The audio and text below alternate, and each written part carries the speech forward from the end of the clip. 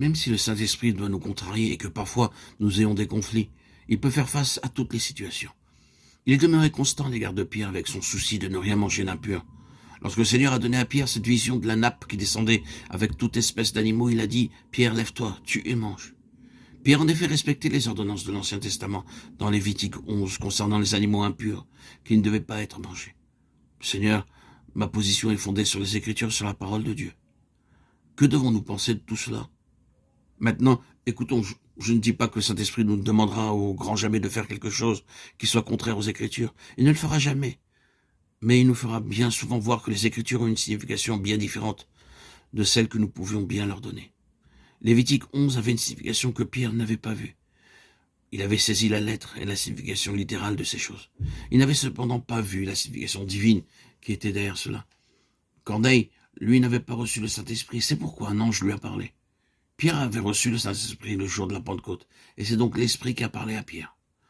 Le Saint-Esprit avait pris cette affaire en main, et il traitait ce qui, pour Pierre, était un problème, même ce fondamentalisme, afin de l'élever au-dessus du domaine temporel, pour l'introduire sur une base céleste. Pierre a alors expérimenté le ciel ouvert.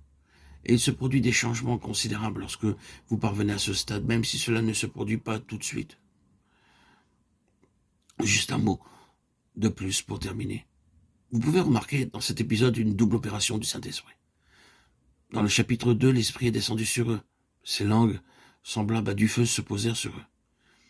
Il a ensuite dit, ils furent tous remplis du Saint-Esprit et se mirent à parler en d'autres langues selon que l'Esprit leur donnait de s'exprimer sur et dans, c'est-à-dire rempli. Je ne veux pas être trop technique, mais il y a une signification dans ces termes sur et dans. Ce sur nous parle de la souveraineté du Saint-Esprit en relation avec le dessein éternel de Dieu.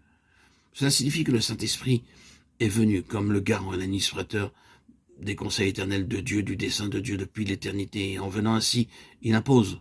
Ce n'est pas un terme erroné que j'emploie. Il impose le dessein de Dieu au vase. Il maintient le vase dans ce dessein d'une manière souveraine. C'est comme s'il traçait un cercle autour de ce vase et qu'il déclarait « Ceci est le vase du dessein éternel de Dieu ». Il en a l'entière responsabilité. Il est venu sûr pour cela. Mais ensuite, il se manifeste dans, et ils ont été remplis. Cela a une autre signification. Cela signifie que la vie intérieure du vase doit correspondre au dessein extérieur. C'est une grande chose. Vous voyez, l'ancienne dispensation n'était pas comme cela, et c'est avec ce problème que les problèmes étaient sans cesse confrontés. La forme extérieure était là. Israël avait son temple, ils offraient leurs sacrifices, ils accomplissaient tout le rituel. Mais leur vie intérieure était loin d'être en conformité avec tout cela. Dieu devait dire par les prophètes, « Qu'ai-je à faire de la multitude de vos sacrifices? Je suis là de les supporter. Hélas, je suis là de les supporter. » Ésaïe 1, 10, 14. Dieu était lassé. Le Seigneur Jésus a repris aussi cela. C'est pourquoi Christ, entrant dans le monde, dit « Tu n'as voulu ni sacrifice ni offrande, mais tu m'as formé un corps. Tu n'as agréé ni holocauste ni sacrifice pour le péché. » Alors, j'ai dit, je viens. Dans le rouleau du livre, il est question du Seigneur.